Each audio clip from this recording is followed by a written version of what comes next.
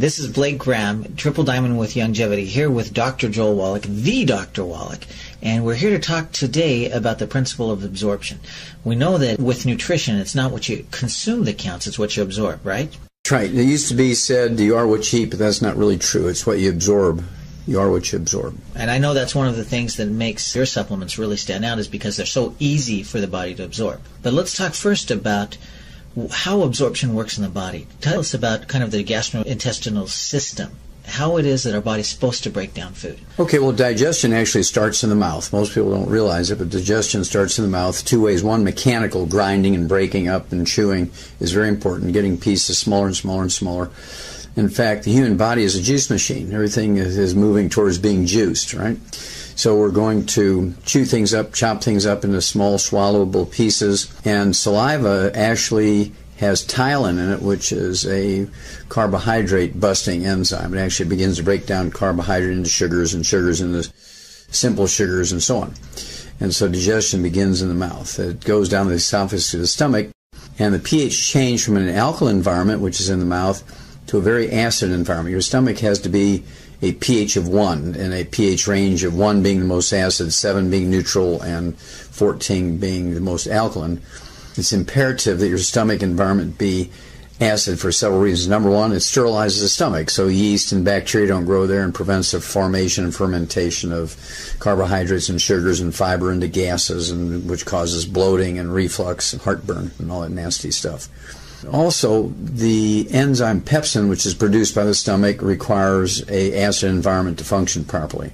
Pepsin is the protein digesting enzyme. It breaks down animal flesh proteins, plant proteins, including grains, eggs and so forth, cheeses, milk. Any proteins are broken down into the simplest of amino acids by pepsin in the stomach.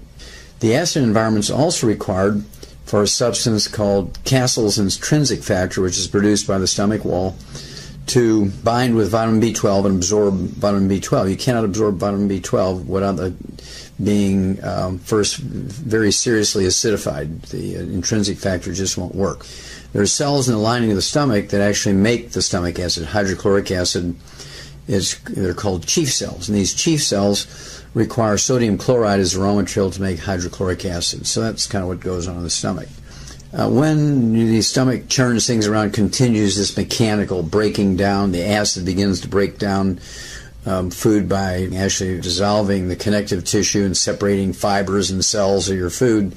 And then, of course, there's the pepsin digestive enzymes, which break down the proteins into polypeptides, long strings of amino acids, down to tripeptides, which are 3 amino acids, dipeptides, which are 2 amino acids. The goal is to get down to the simplest amino acids, which makes protein digestion and absorption easier. Then as the food moves into the duodenum, some people say duodenum, but duodenum is how I learned it. The pancreas and the liver both empty into the common bile duct, which then empties into the duodenum.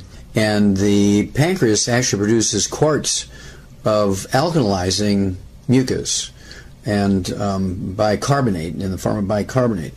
And the purpose is to alkalize the duodenal environment because the pancreatic enzymes and the intestinal enzymes only work in an alkaline environment. So you got to switch from being very, very acid to very alkaline. So all enzymes are very pH dependent. Oh, absolutely. They work on a certain pH range, and if you get out of that pH range, those enzymes aren't as effective. Well, they become a non-factor. They're just zero. They will not work if they're not in the right pH range. And this is why we die from changes in pH of our cells. The enzymes in our cells don't work either. Not only the digestive system outside their pH range, and if you get into acidosis, normally our body itself is supposed to be like 7.1 and pH just a little above neutral. And you get to be 7.3, you're in what's called alkalosis. You're in the hospital dying because all your enzymes in your cells stop. That's too high of a pH. If you get down to, say, 6.9 or 6.8 below neutral, you're on the acid side, you're in acidosis, you're in the hospital dying because the enzymes can't work in an acid environment either. So we've got very strong acid environment in the stomach, but once we get into the small intestine, the body actually shifts the pH levels, changes the environment because we have different enzymes going to work? Yes, you have a whole plethora, I guess is the word that Cher uses. Okay. A whole plethora of enzymes that are produced by the pancreas to digest proteins again, to digest carbohydrates down from long chains, hundreds of sugars, down to polysaccharides or disaccharides, which are multiples of sugars, two sugars down to simple sugars, and break down complex sugars into simple sugars.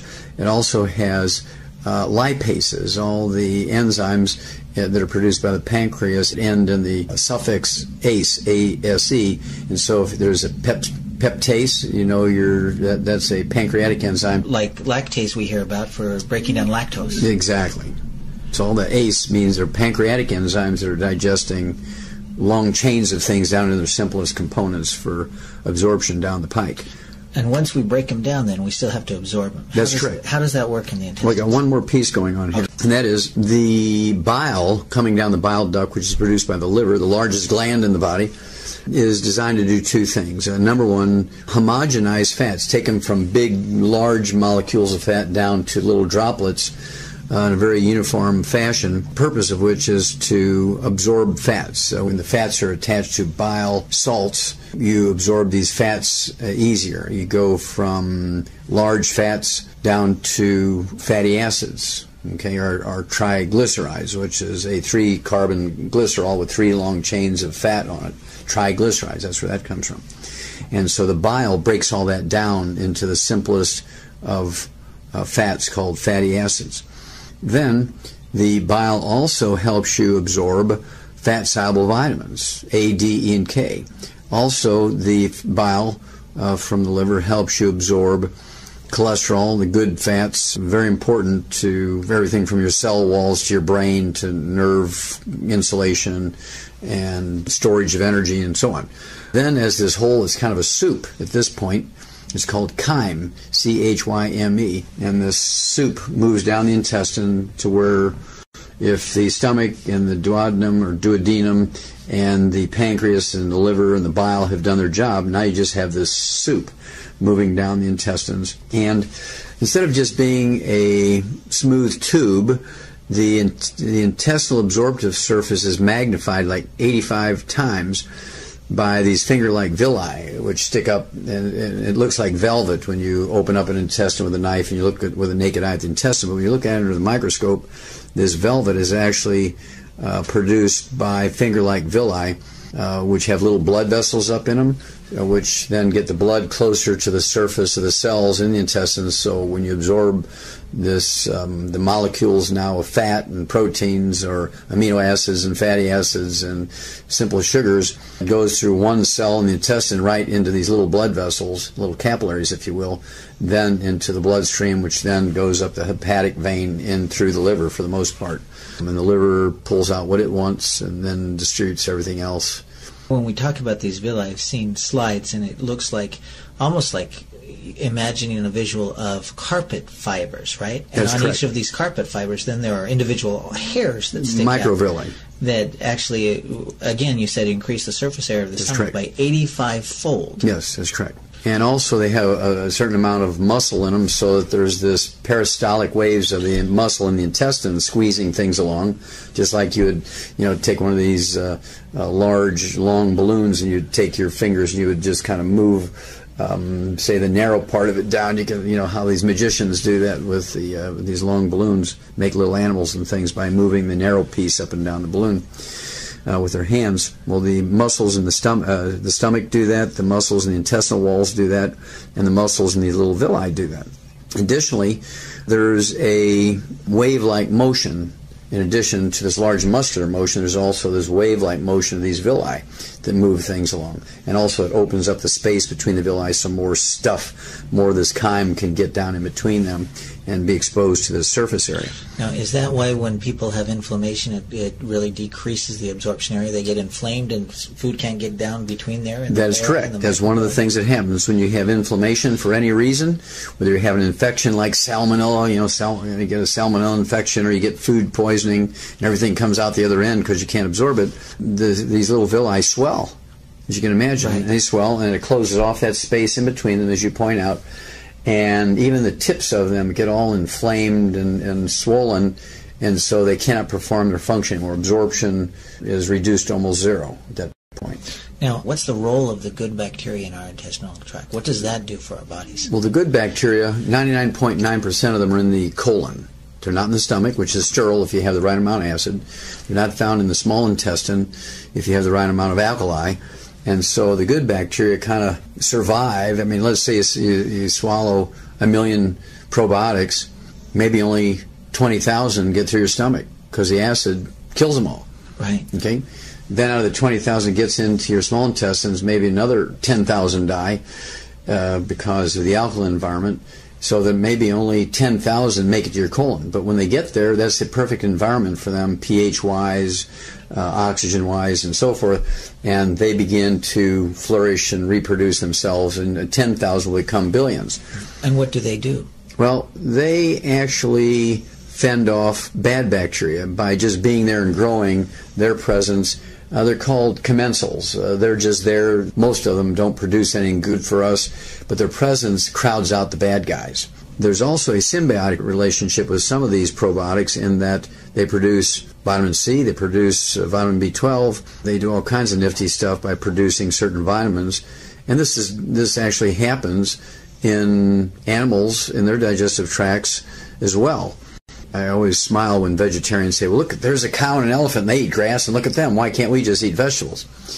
Well, when you look at a cow or a deer or an antelope, these are four-stomach animals, moose and yaks and very large four-stomached animals. Well, there's probably a reason why they have four stomachs. Well, if you think about it, if you look around the world, what is the most, other than rodents, what is the most common vertebrate you see other than human beings around the earth?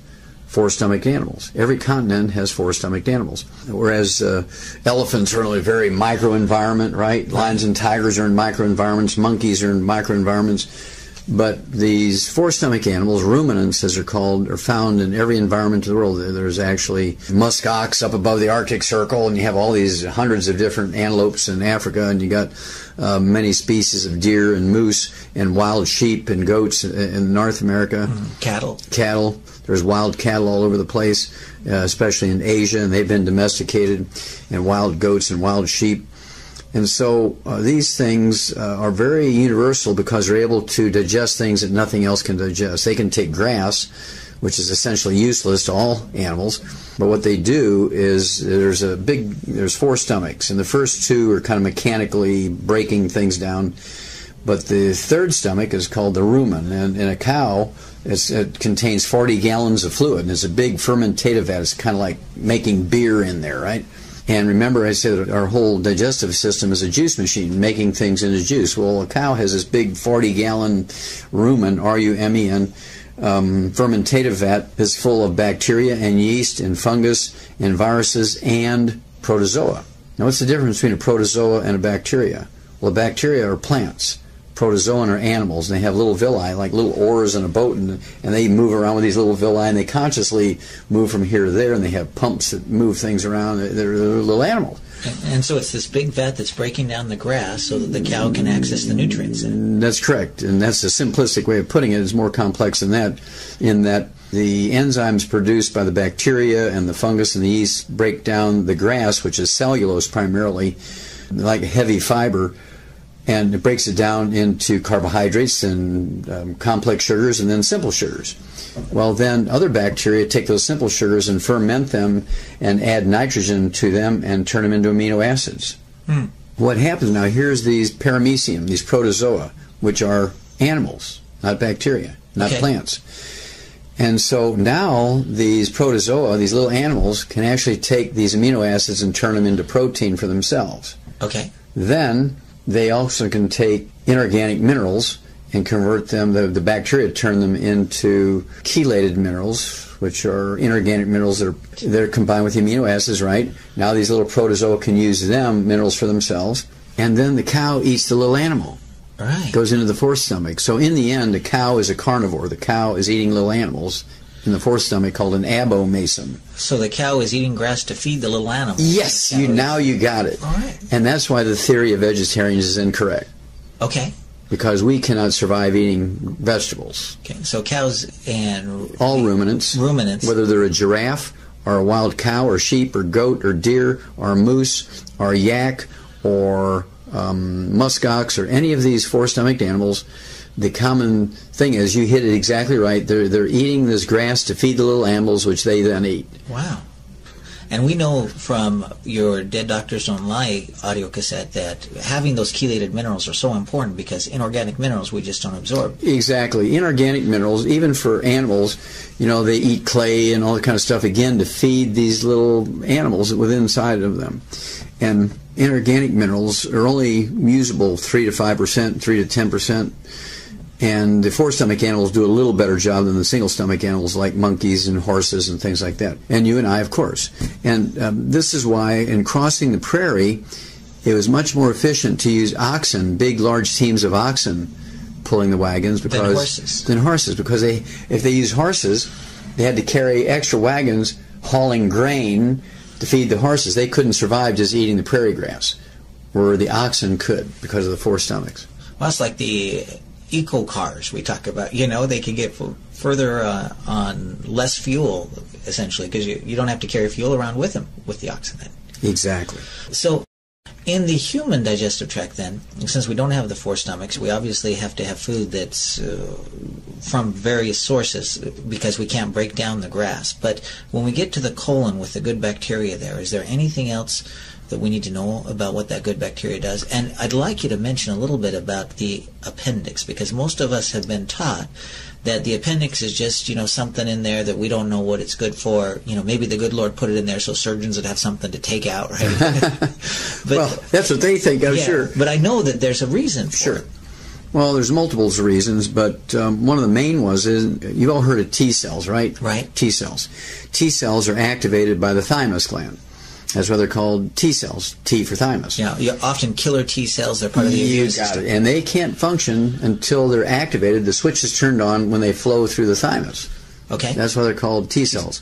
And if you surgically remove your thymus or you kill it with radiation, you'll never have active T cells. You'll have lots of T cells, but they won't be activated and can't do anything of any consequence for your immune system. Well, there's another set of white blood cells that attack foreign invading bacteria and viruses and fungus and things, cancer cells. They're called B cells, and they're activated by the appendix. Well, wait a minute.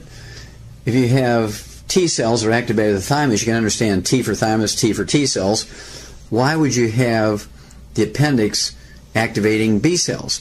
Well, that's because they first realized this in the bursa of Fabricius in chickens, which is the appendix in chickens, called the bursa of Fabricius. A fellow by the name of Fabricius figured it out, that these cells, these defensive white blood cells, are activated by the bursa of Fabricius in the chickens, and so he called them B cell for bursa.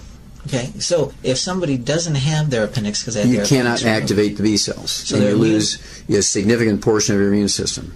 When we need to make sure that the nutrients get absorbed in the body, then we need to look at our body's ability to digest it. And since it starts in the mouth and in the stomach, and we need an acid environment, what are some of the things that our bodies need to produce acid? Now, you mentioned, like, we need NaCl, table salt, right? Yes, NaCl, sodium chloride. Right? Mm-hmm. And chemically, HCl, hydrochloric acid, has the same chloride ion that salt does, right? That's correct. So do we need to have salt in our diet in order to make hydrochloric acid? Blake, it's an essential nutrient. You cannot live without sodium chloride. Anybody who says you need to restrict salt should be put in jail for reckless endangerment. This is what acidifies your stomach, and people who do not consume salt will set themselves up for many, many, many diseases and increase their risk of allergies, because you can't break down proteins into the simplest of amino acids. These dipeptides, 2 amino acids, tripeptides, polypeptides, multiples amino acids, become allergens. You can absorb them in your bloodstream, but your body recognizes them as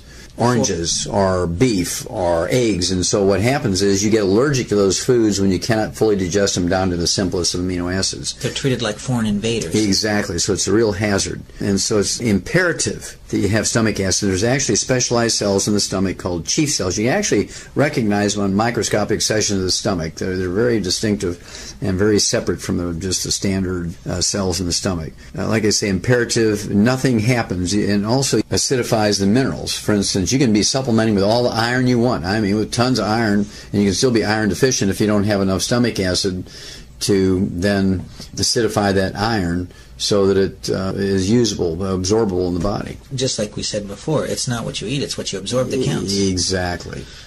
Right now, we have more and more problem with a lot of people with digestive issues. And that's the title of this recording here, Serial Killers, we call it. Cereal, not like cereal with an S, like a repeat, but cereal with the C, like the grains. And that's because we're seeing an increase in the amount of a lot of these grains and cereals in our diet. I think the World Health Organization actually did a study, and they looked at the number of increase in the carbohydrates, and our carbohydrates have more than doubled over the last few decades, and 85% of that is an increase in those breakfast cereals, right? And so when we're getting more and more cereals and more grains in the body, especially we talk about wheat, barley, rye, and oats, and I know there are some people that talk about hybridization. You know, I know in farming technique, you're an expert in agriculture as well. There was a time when the farmers in agriculture actually looked at hybridizing wheat, so we get a more robust wheat that'll grow in a lot of different environments, a shorter grain stock to increase yield. But it's not just having a more robust wheat, it's actually the body's ability to break it down and the decrease of the salt in the diet, because more and more people are saying, hey, low salt, low salt, low salt, because we've heard about it from doctors. What does that do when we have more grains and we've decreased the body's ability to break it down? Well, that's about 16 questions. And so basically, you have to appreciate that the hybridization of all things in agriculture is designed to increase yields. More, as you say, the word more robust, and able to fend off enemies like bugs and smut, which is like fungus and things of that nature. Grow in environments where it couldn't grow before. Maybe, but also what happens is you give up something when you hybridize a plant. Anytime you inbreed it or hybridize it, you're giving up something to get something. In the case of better defenses to fend off, again, yeast and bacteria and fungus and viruses that attack the plants, so you don't have to use pesticides. You're able to grow them in a more organic sort of way. You're avoiding more chemicals so there's not, it's not intended to be a bad thing to hybridize them, because if you build a plant that can fend off bugs and bacteria and viruses without the use of chemicals, that's very good. Right. Unfortunately, there's always unintended consequences. One of the unintended consequences of hybridizing wheat, for instance, is the reduction in protein. Back at the turn of the 20th century, depending on the strain of wheat, the species of wheat, you had anywhere from 13 to 17% protein. Well, today it's about 3% protein. So the amount of protein goes way down by hybridizing grains to fend off parasites and bugs and so forth. And as a result, it's almost all carbohydrates now and very little in the way of protein. And so this is why in the livestock industry we had to come along with soybeans to add to animal feed to raise the protein levels, because grains, greater yields in terms of tons and bushels per acre, doesn't have enough protein for them. And so we had to add the soybeans to bring the protein level up to satisfy the need for raising livestock, either for reproduction or fattening in the feedlot for steaks and chops and so on. So the increase in carbohydrates, could that be an increase in like cellulose? It is partially an increase in cellulose. And cellulose is what makes a carrot pop when you break it and you bend it. Cellulose is what makes a stalk of celery stand up straight. Okay? And isn't cellulose pretty hard to break down? Well, it is. And this is where all these little bacteria and yeast and things in the cow's rumen, that's actually the third stomach, does that. They have little enzyme systems that break down that cellulose called cellulase. Okay. Human beings don't have cellulase. And so we don't do a very good job. We don't have that big third stomach with 40 gallons of all these bacteria and yeast fermenting the stuff with cellulase breaking down that cellulose, right? So what happens when it's not broken down? What does that do to the villi? Well, that alone won't do much to the villi, but it can give you a soft stool, or, I mean, a lot of people use fiber as another term for cellulose, fiber. And they use that to have a bowel movement. It makes the transition time, the movement time from the mouth to coming out in the bowel movement in the toilet, shorter. Okay, and this is what helps people that are constipated, is that cellulose. That's what fiber is cellulose. Okay, right. And so it can be medicinally useful as long as it's a neutral type of cellulose.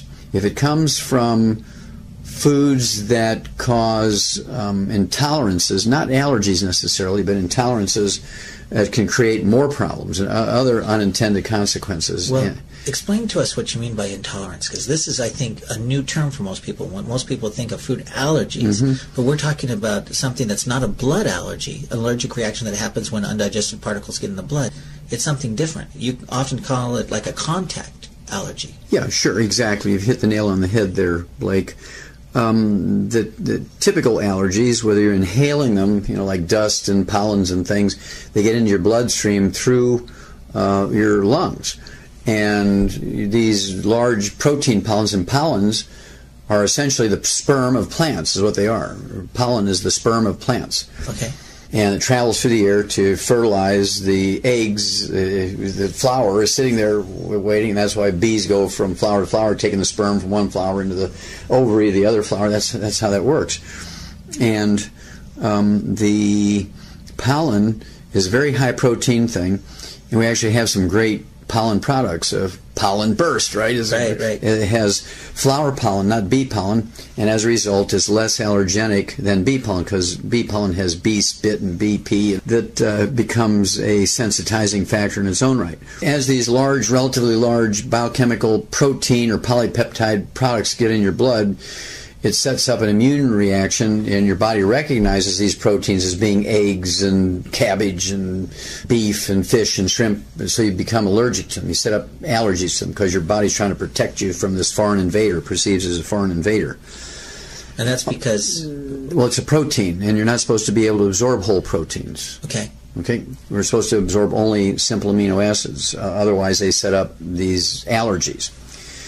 Well, intolerances are different. As you point out, there are contact things. There's a lot of people who can't wear certain metals in rings and jewelry and bracelets or watches or eyeglasses. Nickel will set up almost like an eczema where that metal touches. That's a contact allergy.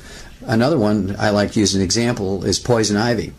If I have a theater with 1,000 people in there and I test them for a poison ivy allergy, I guarantee you nobody in there will be allergic to poison ivy because they're not eating it every day and so on. On the other hand, I guarantee you they're all intolerant to poison ivy because poison ivy actually produces and releases a toxin to defend itself against foreign invaders. It fends off bugs. You never see bugs eating poison ivy. Right. Okay, you never see animals eating poison ivy because after one time they won't do it again. Right. And that's its defense. That defense, that intolerance to that toxin or that poison or that contact poison that's produced by the poison ivy, it makes your skin have almost an eczema, dermatitis, or psoriasis-like reaction. Now, the same thing happens when you consume foods you're intolerant to, not allergic to, but intolerant to, because this food will produce a contact intolerance, contact allergy, if you will. You don't have to absorb it to react to it. Right, so it's a contact allergy, not necessarily just on the skin, but contact with the intestinal lining. Yeah, and I don't like to use the word allergy because it's not a true allergy, and people, well, we tested you for a wheat allergy and you're not allergic to wheat, but you're still going to be intolerant. To that gluten, okay? And so you have to really use the correct words here, otherwise people say, oh, my doctor tested me for wheat allergies and I'm negative. Well, you can still be negative to wheat allergies and be intolerant to wheat proteins. Okay. Well, it's two totally different things. Before we go into what's happening there with that, just to reiterate, we're seeing more and more wheat, and people think eating healthy means eating whole grains, and so we have a lot more wheat in our diet, and at the same time, with the decrease of salt, with it, maybe we talk about the minerals in the soil, and fewer minerals in the soil tends to mean fewer enzymes in the plants when we eat them, and so they're harder to break down. Do we see that happen? We don't require enzymes in plants to break down. That's a myth. Okay. We don't need enzymes in our food. Okay, because we produce our own enzymes. Yeah, if you're getting all your nutrients and everything's perfect, you're producing all the enzymes you can eat, everything you eat without enzymes in it, and you'll be fine. Right. Okay. But your body has to, in order have to... raw materials. Right. And in order to have the enzyme that breaks down wheat work, you need a pH of about, you said 1.5, 1 to 1.5 pH? In the stomach, that's correct. So super acidic environment. What happens if you don't have that strong of stomach acid, if you haven't been eating salt? Well, then the pepsin won't work. It won't digest wheat, barley, rye, and oat proteins, or egg proteins, or fish proteins, or clam proteins, or any kind of proteins down into the simplest of amino acids. So we get undigested wheat, barley, rye, and oat protein that's into the intestines. You got it. Now it becomes a dangerous chemical. Okay. It's like little slivers that go down there and become and then they create. It's not a mechanical thing. Okay, more than just a mechanical. Yeah, and slivers implies to me mechanical stuff like splinters and and microscopic splinters, and so it's not slivers. So I wouldn't use the word slivers. It's actually a protein. It's a microscopic droplet of protein. Okay. So it hasn't been digested. It touches these villi, and what happens? It's like poison ivy. Okay, this is like a toxin of poison touching that villi, and it swells up. And because it swells up, we've cut down the ability of the food to get you reduce the surface area, right, which messes up our absorption. Plus, when that villi swells, it not only swells on the outside to close off that space in between the adjoining villi, but it also squeezes the blood vessel on the inside, because the swelling also goes the other direction. Okay, on the inside, it shuts off that blood vessel, so even if you can partially absorb some of that food, it doesn't get into the bloodstream because there's no blood in there anymore. There's no circulation. And this is why you have problems in another way when you have what's called celiac disease. The villi actually die, and they will die. Because of cut off circulation? Exactly. Okay. And they die, and so now you're losing 10%, 25%, 50%, 75%, 80%, 100% of your absorptive surface. And now your intestines are just a tube, and there's actually scar tissue right behind all those dead villi, trying to protect you from the invasion of the bacteria and acids and alkali and all this other stuff. Now, when you've done all of these autopsies on both people and animals, did you see this? Oh, yes. It's very dramatic and very easily diagnosed at autopsy or biopsy, and so you can actually feel it when you do surgery. You can run your hands down the small intestines, and you can actually feel areas. And this doesn't happen all at once. It's not like turning on a switch, turning off a switch, like all your intestines go at the same time. A small baby, when they're born, if the baby is sensitized to gluten, the mother's eating wheat and she can't digest them properly, and she has asthma, and she's got things like eczema and other symptoms of celiac disease or irritable bowel syndrome or inflammatory bowel disease, ulcerative colitis or Crohn's disease, these undigested wheat proteins, barley, rye, and oat proteins called glutens, it's a gluten category, will come through the stomach down into the intestine. It will actually touch those villi. They will begin to become, and they actually act as a poison. So those villi shrink, swell up, and there's scar tissue that's formed there. And when this happens, you get, it's almost, again, like eczema on the outside, and your intestines will crack and seep fluid and serum and stuff, and it's a mess in there. Is that leaky gut syndrome? Yes. We hear about? It can be called leaky gut syndrome, is another name for it. Okay. And doctors will call it leaky gut syndrome, but they won't really make the connection that it's caused by this gluten intolerance. Okay. So we've got inflammation that decreases absorption area and shuts off the blood supply to the villi. We've messed up the absorption. And you mentioned that these are often characterized by a lot of essential fatty acid deficiencies. We know essential fatty acids aren't micronutrients, they're macronutrients. Yes. So your body needs a lot of them. Well, again, this doesn't happen all at once. And these young babies might only have 1 or 2% affected by this damage. Okay. And they get what's called colic. They get colic, and they're just uncomfortable. They're screaming, and they don't want you to touch their belly. They're just really sensitive. And so the mother says, well, my baby can't tolerate my milk, and they put them on a formula, and the baby's fine for a while. Okay. But the baby's been sensitized to this gluten. Now the baby now has a gluten intolerance. So it was undigested wheat, undigested gluten. Undigested wheat, barley, rye, or oat proteins coming through the breast milk that sensitized the baby. Okay, so now the baby's sensitized to it. Yes. It goes on formula. It does fine. It does fine. But then it grows up, starts to eat cereal, breakfast cereal. It starts to eat solid food, is weaned off the formula onto solid foods, and now it goes through the same process again because it's been sensitized. And your intestine has a memory, and it says, oh, there's that gluten stuff, and it reacts, and the villi shrink, and the blood supply shut off, and you go through the whole thing again. But it's not an all or nothing thing. It'll be patches, particularly worse where the intestines curve around because everything slows down to get through there, so the contact is longer. And so you have patches of intestines that have inflammatory bowel disease, and patches that are celiac disease, and patches that are Crohn's disease, different degrees of severity, all in the same intestine. But you might only have 5% afflicted in a baby. You don't really see much other than them being colicky, it would be the word, and their tummy's tender and all that kind of stuff. And then the baby, say, gets to 5 years of age, and the baby's got rashes, and they develop asthma, and they cannot absorb things at this point when you have, say, 20%, 25% of your intestines afflicted, particularly cholesterol and particularly omega-3 essential fatty acids, because these are large, complex molecules, and they can't get through this damaged intestine. Do you mind just mentioning briefly here, I know we do it on other recordings, about cholesterol, because a lot of people don't understand that cholesterol is an essential nutrient. Yes, cholesterol, sure, Blake. Cholesterol is an essential nutrient. It makes up a significant portion of the cell wall of each cell. It makes up 95% of the steroid hormones in your body, from your adrenal gland, from testosterone, estrogen, progesterone. It's also necessary as a raw material for myelin, the fatty insulation material in the brain and some of the peripheral nerves. And this myelin in the brain makes up 75% of your brain weight, and it's almost 100% cholesterol. And so somebody who would say to me, oh, my doctor's jealous because my cholesterol without medication is 90. They have advanced, very severe celiac disease or irritable bowel syndrome, inflammatory bowel disease, ulcerative colitis, and or Crohn's disease. So the only time we see cholesterol that's really low is either if they're taking cholesterol-lowering drugs or they have an absorption problem. That is exactly right, which is a very, very bad thing. You do not want your blood cholesterol down below 220. You get down below 220, you're in the danger zone. More people die from heart attacks when your blood cholesterol is down below 220 than you do when it's up to 220 to 270. In fact, the people on Earth who have fewest cardiovascular events are the Inuits, the Eskimos above the Arctic Circle, and their cholesterols run 350 to 500, wow. And they have the fewest cardiovascular events until they come down here and eat like us, and they have the same ratio as we do. As long as they're eating 90% of their diet is red meat and fat, whale meat and whale blubber, walrus meat, walrus blubber, seal meat, seal blubber, bear meat, bear fat, they only eat 2% fish, they're doing great.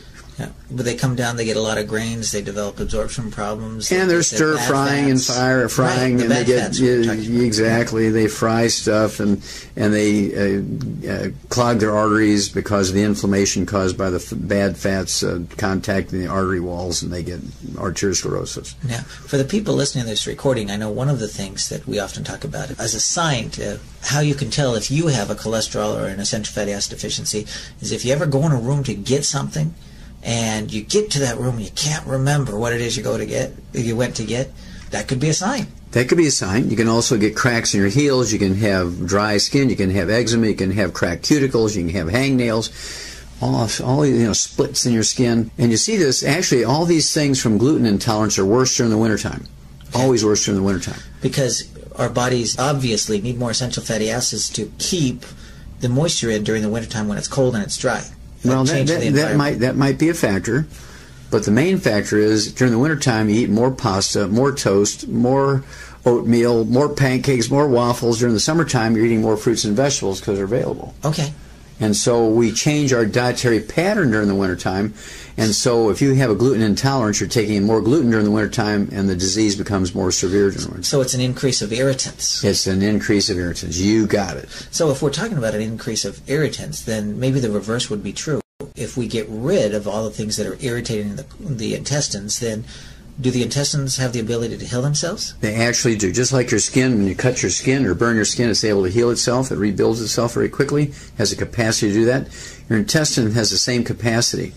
So if you go on a macrobiotic diet, aka gluten-free diet, and the macrobiotic diet was actually created during the 1700s in Germany. The Greeks 2,000 years ago actually knew about celiac disease. And they figured out that when you give up wheat, barley, rye, and oats back 2,000 years ago and eat more rice and corn and beans, lentils, millet, and so on, and things like that, that the disease went away. All these problems went away. And then you started eating wheat, barley, rye, and oats again, you had this problem. Well, in Germany, they created this macrobiotic diet, which is also known as the brown rice diet. There's no magic in the brown rice, but it's the fact that you give up wheat, barley, rye, and oats. So if somebody wanted to go gluten-free, one of the suggestions you could make is look at that macrobiotic diet and not focus so much on what you can eat, but look at all the great things you can't. Exactly. Well, you look at the Chinese. There's 2 billion Chinese, almost 2 billion Chinese, and very few of them in China ever get celiac disease, irritable bowel syndrome, inflammatory bowel disease, ulcerative colitis, and Crohn's disease because they eat rice and millet, and they eat flax and buckwheat, which is not wheat. And they eat sweet potatoes and squash and those sources of carbohydrates. And the same thing in America. The people who are meat eaters, the infamous meat eaters who eat meat and potatoes, they have other problems, but they'll never get celiac disease, because you only get celiac disease when you cannot digest wheat proteins. Right.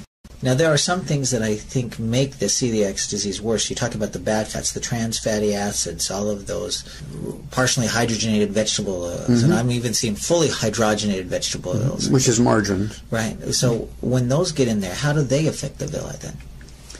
Well, they turn into what's called trans fatty acids or free radicals, and these are very egregious chemicals. They actually cause inflammation in of their own right. They're very inflammatory things.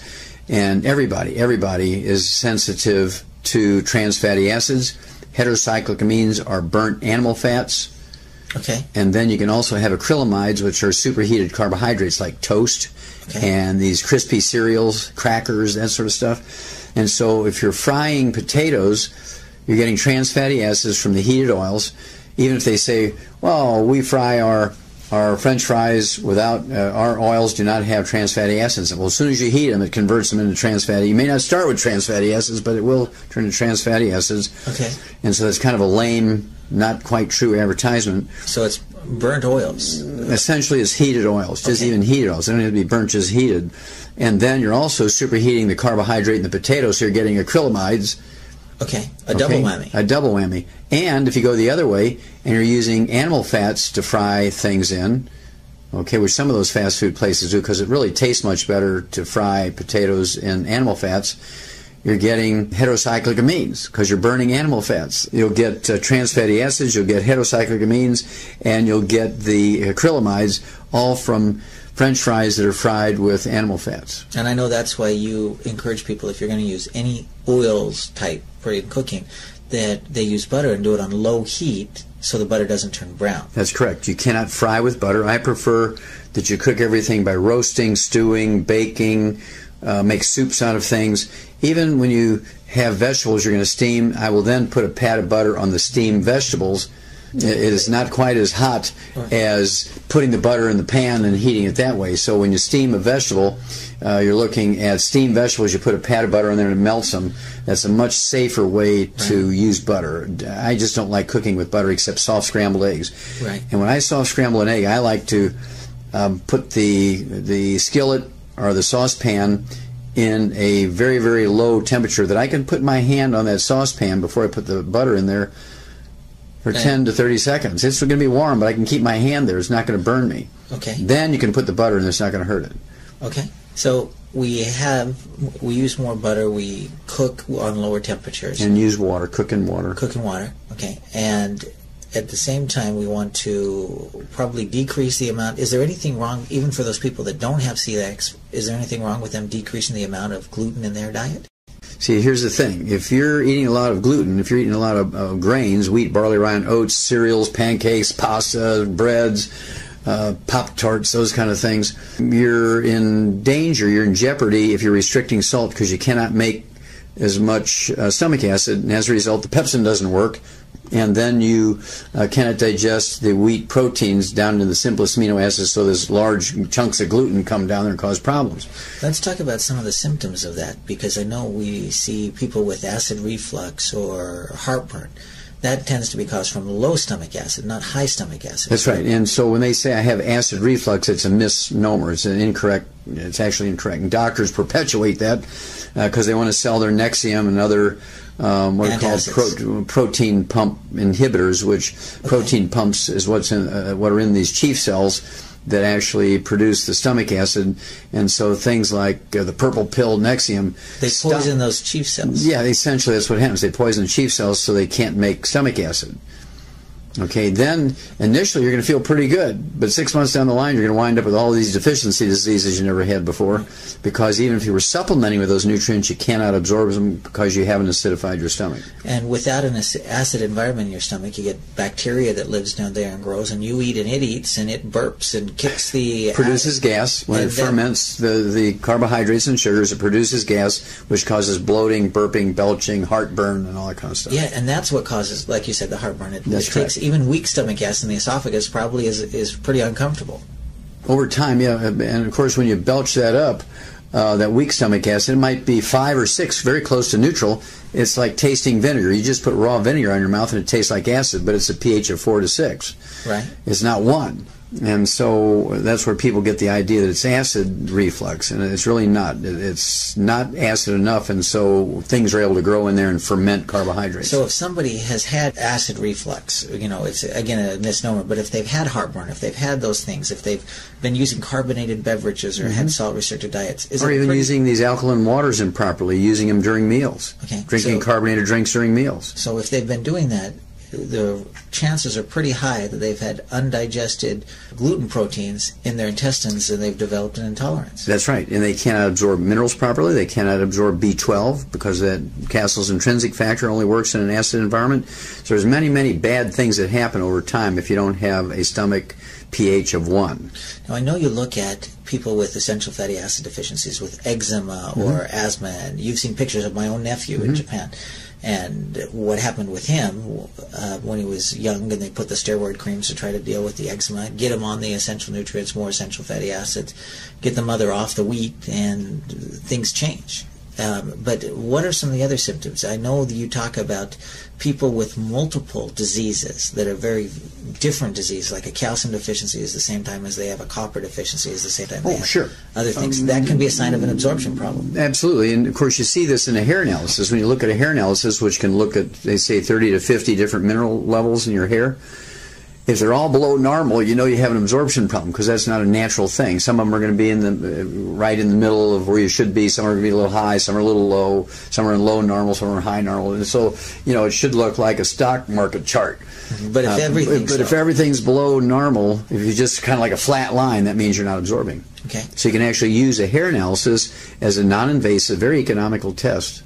Now, other things we see is we talk about if you've got a lot of bad bacteria in your colon, you get a lot of smelly gas. You can have sulfurous gas because they produce sulfur dioxide, and also the bad bacteria produce waste products. They pee and poop, and it's called bacterial toxins. And this is where you get food poisoning. If you have, for instance, a staphylococcus food poisoning, it produces a toxin that's very, very quickly, you'll be on your hands and knees throwing up and having diarrhea. You'll be a mess, headaches, and just really feel bad, and it can wind up killing you. And you can get that within hours after you consume staphylococcus poison, food poisoning.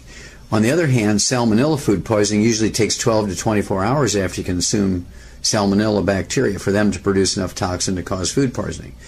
And so you can tell without even doing the culture whether it's a staph or a salmonella based on the timeline. The timeline when you eat something and when the food poisoning occurs. What about copper deficiencies? Do you see people with celiac disease and absorption problems have a lot of gray hair? Is that common? Well, sure. They're going to have a lot more symptoms of copper deficiency, iron deficiency, omega-3 essential fatty acid deficiencies, folic acid deficiencies, which can be very bad in women who are in the age where they can, childbearing age. If you have a folic acid deficiency, even if you're eating lots of salads, you can have a baby born with spina bifida. Wow. If you have a zinc deficiency because you cannot absorb it, you're supplementing with zinc, you can have a baby born with a cleft palate or heart defect. You can have a baby born with Down syndrome because you cannot absorb zinc. And so these things are absolutely paramount to have optimal absorption of these nutrients. And so you have to pay attention to each digestive compartment: acid in your stomach, alkaline in your intestine, healthy bacteria to fend off the bad guys in your colon. And it's actually a lot of work to make sure all that functions properly and everybody's happy getting all the raw materials they need and keeping the bad stuff away. And this is where the trilogy of books, Let's Play Doctor, Let's Play Herbal Doctor, and the Passport to Aromatherapy come in. This is where the book Immortality comes in. This is where the book Dead Doctors Don't Like Them. I mean, they all talk about these things sometimes in segments. And there's another section in the book Rare Earths Forbidden Cures which talks about hair analyses and talks about how when all the minerals on a hair analysis are below the low normal line, that means you're not absorbing. And I see thousands of these a year. And now we're seeing tens of thousands, maybe millions a year. Because it's going up because people are eating more grains and people are being told more and more by doctors to avoid salt. So that combination is very bad. So if somebody is using the 90 essential nutrients, we know if you give your body what it needs, it'll do some amazing things. That's correct. Okay, so you're doing some troubleshooting there. Using it, most people are going to get results when they absorb it, but if they're not getting results, the first thing we look at is, are they absorbing it? That is correct. So, in addition to going gluten-free, and it's important that they stay gluten-free so they keep their absorption. That's correct. We often add an enzyme product to help break it down, and especially people that say maybe they've had their gallbladder removed, and so they're not producing they're not storing enough enzymes to be able to. Well, they're not storing enough bile. Bile. Okay. In that case, it's not enzymes, actually, it's bile. It's kind of an emulsant. It's almost like detergent is what it is. Bile is like a detergent. And it breaks down big globs of oil and fats down to little globs of oil and fats that are more easily absorbed. So for those people, taking a great digestive enzyme and using probiotics, those can also help with people that are going gluten-free to help give them the right environment for the intestines to heal themselves? Well, by right environment, you're talking about digesting foods down properly, right? But you still have to have the proper pH in the stomach and the intestines. Okay. And you have to have some of the pancreatic and intestinal enzymes that are coated so they don't get destroyed and digested in the stomach, which is more acid, right? And so all these factors have to come into play. And then, of course, our ultimate enzymes has ox bile in it to give you that ability to, I call it the gallbladder in a bottle, because it has the ability to, as you point out, give you the right amount of bile when you have a meal, particularly a fatty meal. Now, to know how bile works, what I want you to do is take and put some, like salad dressing oil or even corn oil or something like that in warm dishwater, and it just forms a coating over the entire, kind of like a blanket over the water, surface of the water. You get this oil that's just equally distributed. Take a couple of drops of a liquid dish detergent and put in there. It just breaks up into little beads, like BBs, and just all breaks up. And that's what bile does to the fats in your diet. So how many enzymes and how often should a person take them? Well, I like them optimally to take, say, 2 at the beginning of a meal with a couple ounces of water. Our ultimate enzymes, which has the ox bile, the pepsin, the betaine hydrochloric to make stomach acid. It has the enzymes from the pancreas, pancreatic enzymes. It also has plant enzymes. It has bromelain from pineapples, and it also has papain from the papaya, which are very nice enzymes from plants. We don't need them on a daily basis, but if you have a digestion problem for a support, just like putting a cast on a broken leg, they're used as medicinally in that fashion. You don't need them all the time if you don't have a problem, because you'll make your own enzymes. What about the FlorFX? How often and how many should the person use the FlorFX? I like to use the FlorFX. I like to use the Nightly Essence. I like to use even the Triple Treat Chocolate, which has probiotics in it. Oh, that's great to use probiotics, too. Yes. And you can use those as often as you want. They do not have to be consumed with meals, and actually it's better if they're consumed in between meals because you have less stomach acid, so more are going to escape through the stomach without getting digested and killed.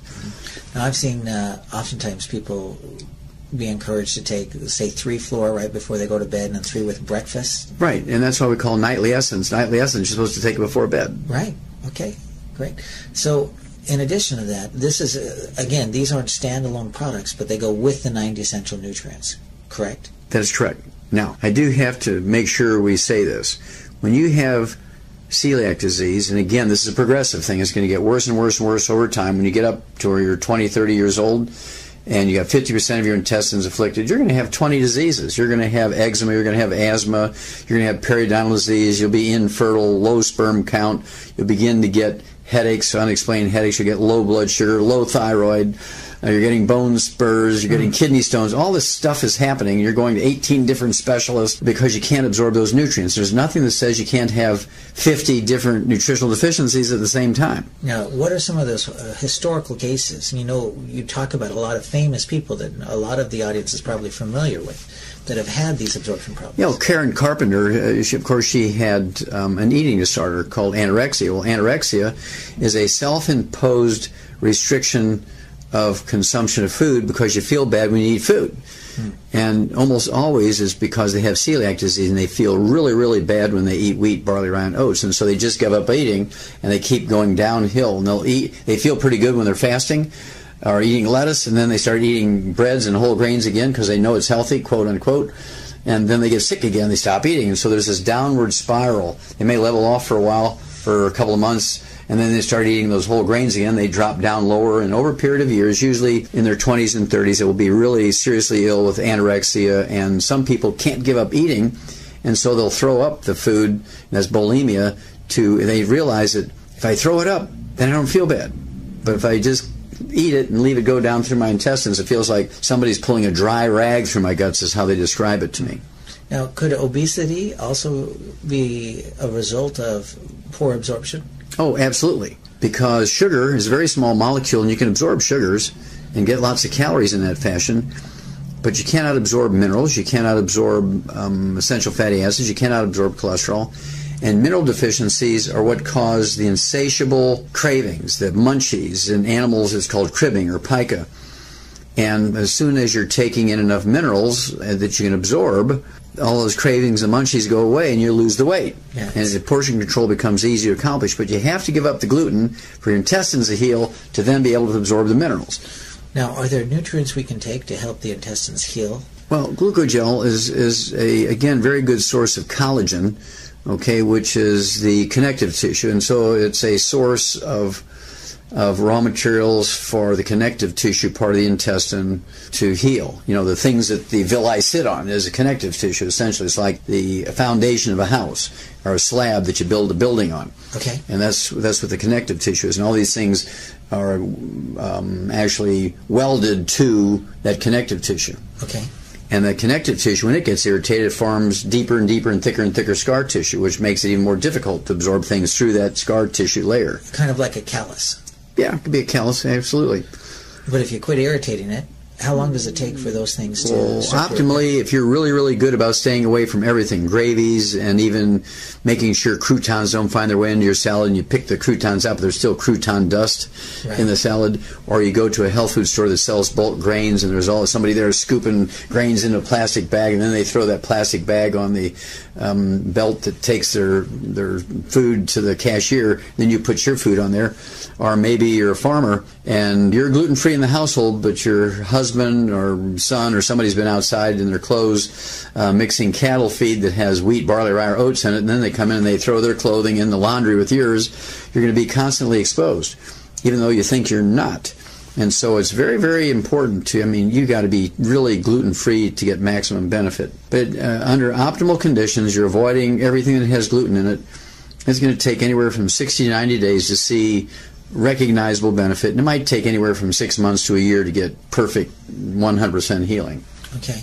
Would taking extra essential fatty acids, would that help speed that process of reloading? No, but what it does do is make sure you're absorbing more of them. It's just a matter of concentration. The more you're throwing at it, the more you get through. And so it can actually increase your risk of stroke, because the essential fatty acids, one of the things it does is prevent abnormal blood clotting, which results in strokes, deep vein thrombosis, pulmonary embolism, coronary thrombosis, thrombotic stroke.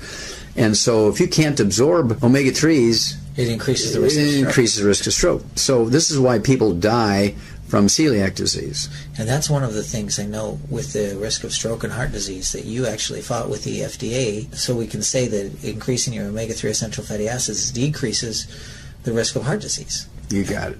Well, is there anything else that people need to know? The basics are be on the 90 essential nutrients. If you have digestive issues, stay away from gluten. Yes. Adding some enzymes and flora can be good. Anything else? Yes, I would wean kids off of, and you hear grandmothers will tell you, well, don't give your kids wheat until they're a year old, right? You hear that kind of stuff. That's because their little digestive tracts aren't prepared for those kinds of things. But if I had my way, nobody under 10 years old would eat grains. Okay, so no, instead of pancakes or breakfast cereals, we'd have more or eggs. Toast, or pasta, or crackers and croutons and hamburger buns and hot dog buns and muffins and cake and cookies and all that kind of stuff. I would have them only eat like an Oriental. They're going to be eating sweet potatoes and rice and millet and flax. More vegetables. More vegetables. Eggs for breakfast. Nuts. Nuts for a snack. Great fats, healthy fats. Very little carbohydrates except for peanuts. I don't like peanuts because they have two bad things. One is a lot of carbohydrate. They also have a poison in them called aflatoxin, which causes liver cancer and liver cirrhosis and can cause sudden death if you get a big enough concentration of aflatoxin, which is a byproduct of an infestation of a fungus in stored peanuts called aspergillus, essentially bread mold. And I know you've actually had some research on that bread mold, and wasn't that the cause of all of these bears across the world that were dying in zoos prematurely? Yes. Well, when Marlon Perkins picked me to do that study, to do all these autopsies in the zoos, the first thing he told me was, look, we have a problem with bears, and one of the things I want you to do is look at why all the bears around the world in zoos are dying of liver cancer, and they only live to be about 30 to 35. They all die of liver cancer. Out in the wild, they can live to be 60 years of age. So what's going on there?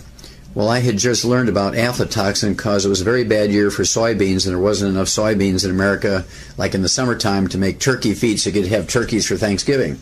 Right. And so people who were making turkey feed for the turkey growers used boatloads of a peanut meal from Nigeria to replace the inability to get soybeans that year because there was a drought or something.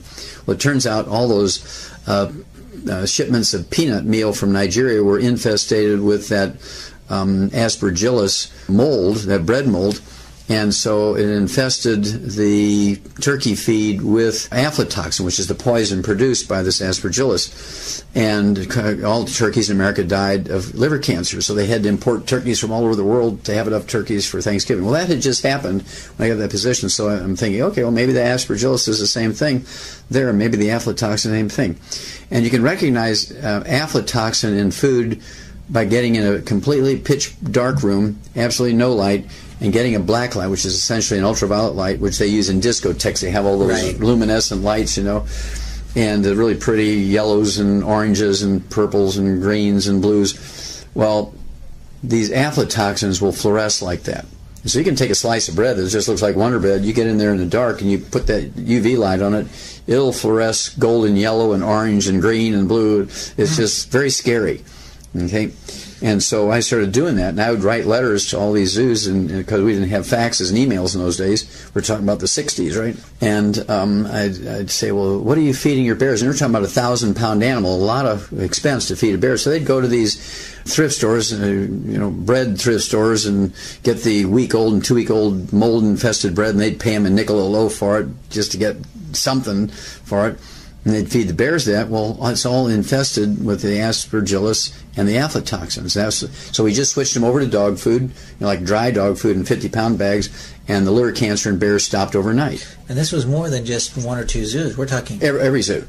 Every zoo in the world. Because every zoo in the world fed bears old moldy bread. And so what happened to the lifespan of the bears? Well, now they live up to 50 to 60 now instead of 35. Fantastic. And so that was a very quickie. That was one I got in there in the first couple of weeks. I figured that one out and said, well, this isn't all that hard. Well, can health be that simple for people? Health is that simple, Blake. It is that simple. Once you know the combination, it's like if you have a heavy-duty combination lock, and you're there with a sledgehammer hitting that thing, you can't open it. Here comes a little 3-year-old who knows the 3 numbers, right? 007, 007. Yeah. And click, the thing opens up. And the same thing with the secrets of health and nutrition. Congestive heart failure, the most common cause of death in Americans, is a simple thiamine deficiency, vitamin B1. It's the terminal event of beriberi thiamine deficiency. Now, what do doctors do? Well, they give you all kinds of pharmaceuticals and drugs to regulate heartbeat and diuretics to get rid of the fluid that's collecting in your lungs and your chest and your belly cavity. And they give you digitalis to make your heartbeat more effective. And then they put you on the heart transplant list. They give you a heart transplant. So you're looking at $500,000. Well, all you have to do is put people on the 90 essential nutrients, get them off of sugar, which aggravates the thiamine deficiency, and you give them something like the de-stress capsules, which 2 capsules gives you 3,000 times the minimum daily requirement of vitamin B1, not B-complex 100. We're talking about 3,000 times. And so when people have congestive heart failure, I like to give them 6 of those capsules a day, so they're getting 9,000 times the minimum daily requirement. And so you get, and I can legally say this will support and promote healthy cardiovascular metabolism. Give the body what it needs, and it'll heal itself. Yeah, that's correct. And so this is as simple as it sounds. People say it can't be that simple. I mean, otherwise my doctor would know about it. Well, not really, because they're not trained yet. I know from my experience. I was in pre-med, and there was no nutrition in pre-med, and they said in 4 years of medical school you can expect one 30-minute lecture on nutrition with no test. So expecting the doctors to understand nutrition, the MDs to understand nutrition, is like expecting your plumber to know how to fix all the computers. Or to do brain surgery. Yeah, it's just really tragic. And of course, medical doctors have such credibility and respect, and in many cases they deserve that. On the other hand, in many cases it's actually a fraud, because the doctors don't know the basic stuff required by the human body, of which they're supposed to be in charge. Right. And one of the things I love about this mission and the message is that you don't have to be an expert to share it. You just have to learn how to share the tools, because I know that I could share your CDs, and it's more effective than me personally going out there and trying to tell somebody all there is about health. And it's easier for them to share it as well. And that's what we do, to share this message with people and hopefully help America and the world. Exactly. Well, we can actually save America, and we can save the world, Blake, simply by teaching people how to take care of themselves, because, again, there's no insurance policy that will prevent or cure disease. When you pay for a health insurance policy, all you're doing is betting that in the future you're going to screw up somehow, and you're going to run up a big medical bill with doctors and hospitals, and you're going to need a lot of money to pay them. Doesn't do anything to prevent disease or cure disease. That's your responsibility. That's each of our own responsibilities. People say to me, well, I don't have to worry about it. I got good insurance. Well, no, that's not quite true. It might pay the doctor when you get sick, but you're the one that's responsible to prevent yourself from getting sick. And especially, it's not just our health, it's the health of our families and our kids. And that's right, and grandkids and great-grandkids. I have to start speaking in those terms. All right, well, thank you so much, Dr. Wallach, for your time. Any last words or messages? Well, just remember that if you're not salting your food, if you're not digesting and absorbing your food properly, you could wind up by being damaged by a serial killer. Well, take it from Dr. Wallach. He's a horse doctor as well as a physician, and every farmer worth his salt puts out a salt block for his animals, and we need the same thing for us. Absolutely. All right, thank you, Dr. Wallach.